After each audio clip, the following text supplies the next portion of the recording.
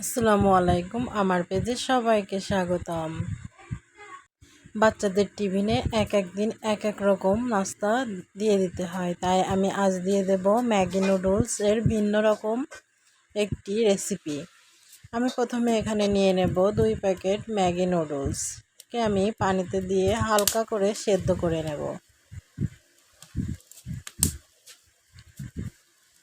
এটি যখন এভাবে সেদ্ধ হয়ে আসবে তখন আমি এখানে নামিয়ে নেব।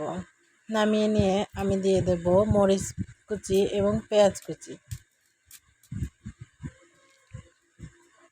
আমি এখানে 2টি পেঁয়াজ নিয়েছি এবং 4-5টি মরিচ নিয়েছি। আর দিয়ে দেব স্বাদ মতো লবণ। আর এখানে নিয়ে নিয়েছি একটি আলু কুচি করে নিয়েছি।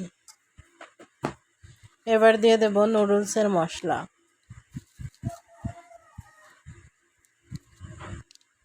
আমি এখানে 2টি মশলাই অ্যাড করেছি। তারপর ভালোভাবে হাত দিয়ে এটি চটকে নিতে হবে। তারপর এখানে আমি 2টি ডিম ভেঙে দিয়ে দিয়েছি।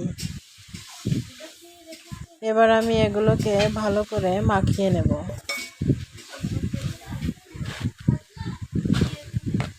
এভাবে সুন্দর করে মাখিয়ে নিতে হবে যাতে সব কিছু উপাদানগুলো সুন্দরভাবে মিশে যায়।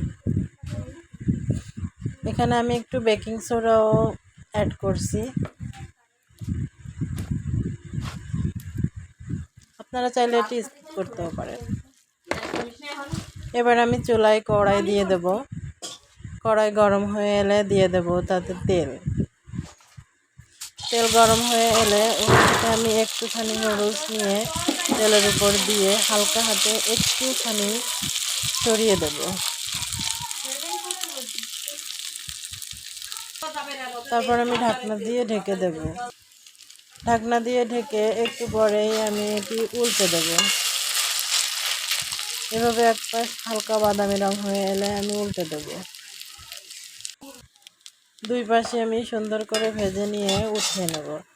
আবারও আমি এভাবে কড়াই গরম অবস্থায় আমি আবারও নুডলস দিয়ে দেব। এটি ভাজতে বেশি একটা তেলের প্রয়োজন হয় না, হালকা তেলেই হয়।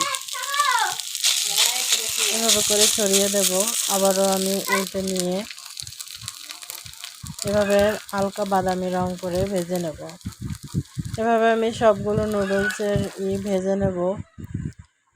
দেখুন এই যে সবগুলো আমার ভাজা হয়ে গেছে। এভাবে আপনারা বাচ্চাদের টিফিনে এক এক দিন এক এক রকম ভাবে রান্না করে দিতে পারেন। আজ আমি এভাবে রান্না করে দিয়েছি।